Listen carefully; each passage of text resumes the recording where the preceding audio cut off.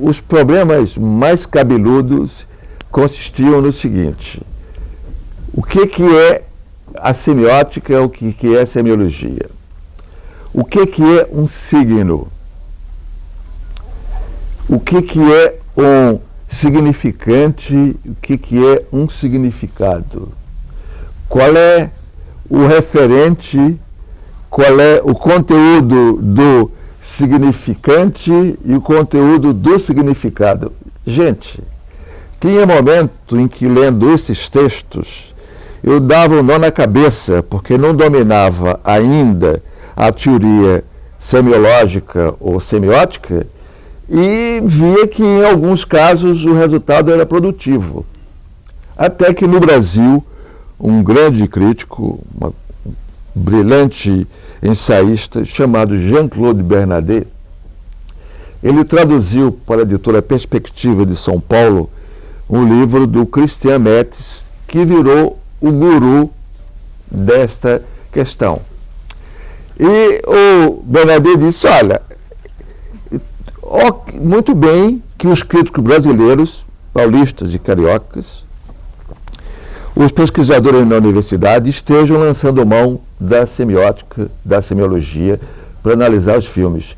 Mas os nossos resultados são muito inexpressivos e improdutivos. Ele mesmo, se vocês se derem ao trabalho de comprar um livro do Christian Metz, tem um ensaio sobre São Paulo S.A., um filme do Luiz Sérgio Pesson, em que ele faz uma análise do filme com metodologia semiológica. Ele não gostou, mas valeu a tentativa, como valeu a tentativa da crítica de ficar esses anos todinhos fazendo experimentos na área da análise das formas dos filmes. Um dos artigos mais emblemáticos para mim é de um dos referentes da crítica dessa época. É um artigo chamado Os Romanos no Cinema, escrito pelo Roland Barthes, que é hilariante. É um livro, é um artigo que faz parte de uma coletânea fininha, barata e interessante, chamada Mitologias. O que é o artigo do Roland Barthes, que para mim foi emblemático e me explicou muita coisa?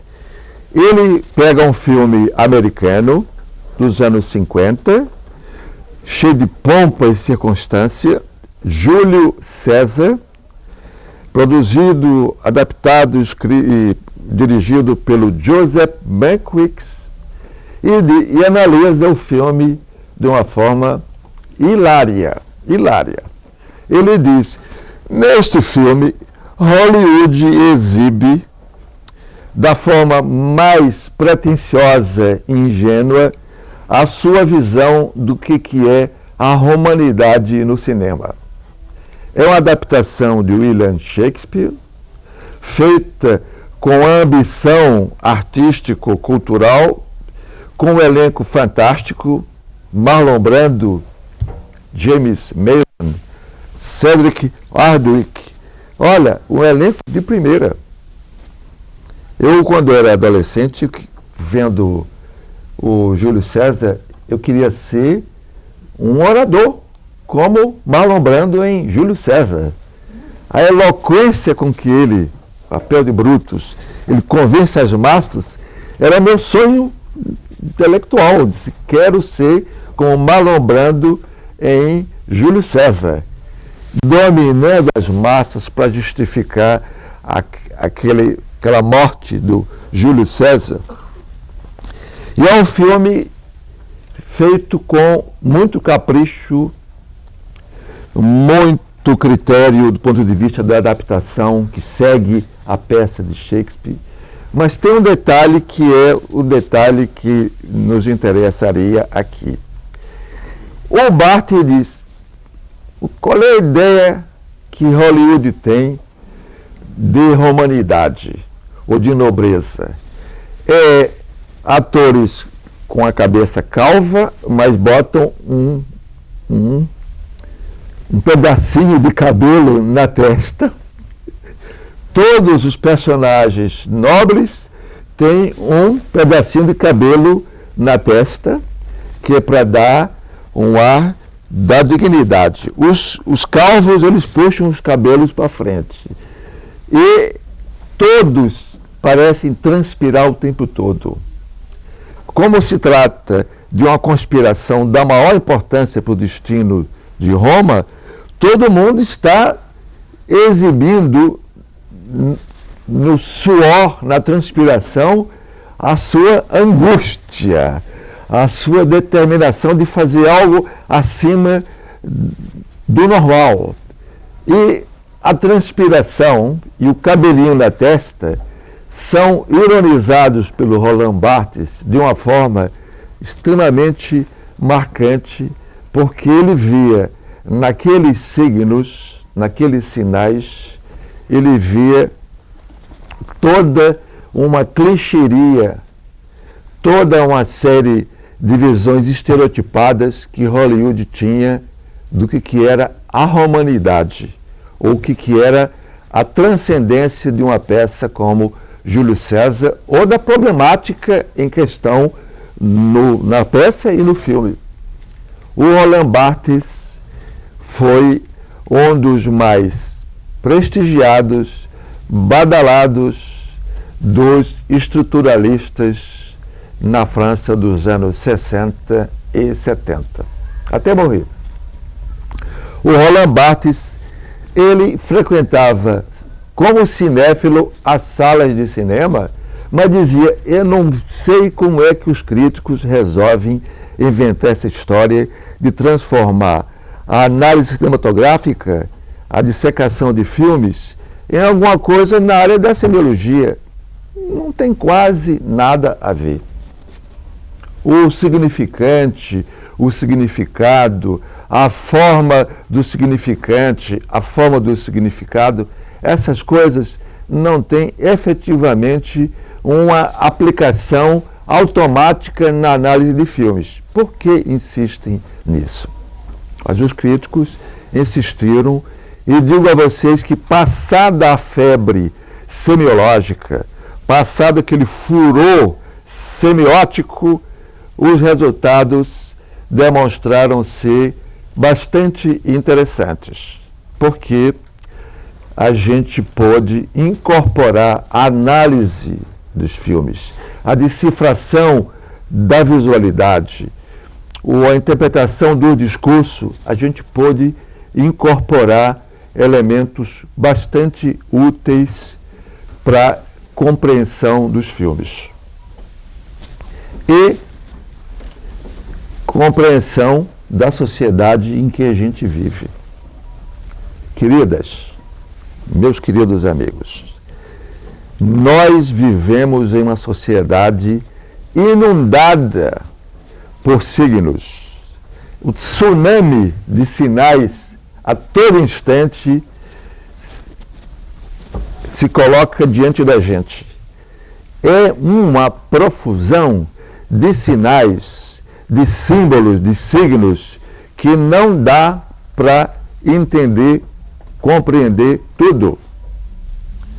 Nunca tivemos tantos elementos visuais com informação, com sinalização, com explicações e com enganações como temos no dia de hoje.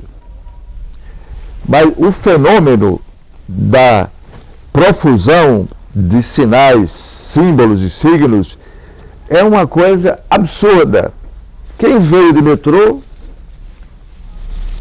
vê lá.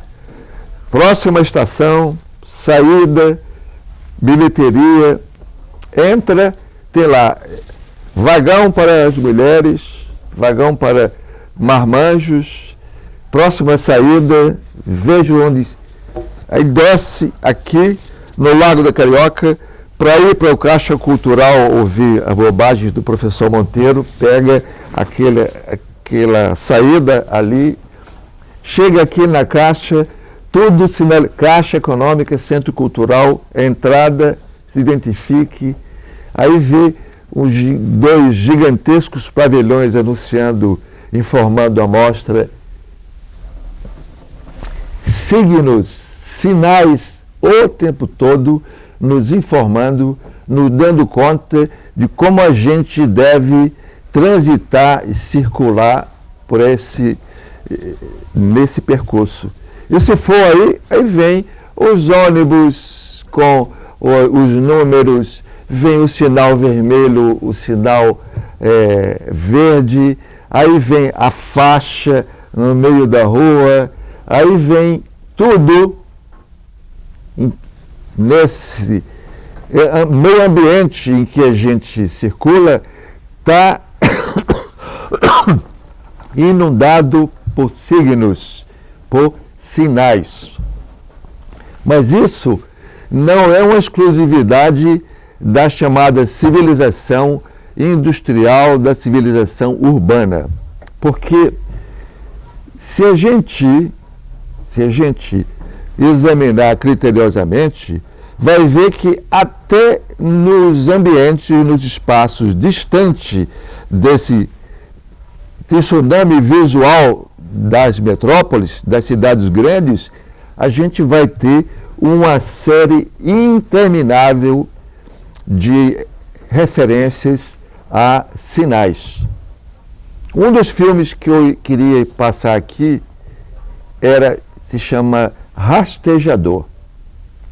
Rastejador é o caboclo, é o homem do interior, do mato, que vai procurando descobrir sinais de animais na mata. É o homem que fica examinando pelas nuvens, quando vai fazer um tempo mais inclemente ainda, porque lá é sol e sol, se vai ter chuva. Ele examina as pegadas dos animais, ele examina na mata onde tem referências de que por ali passou, qual tipo de animal passou. O homem do campo, ele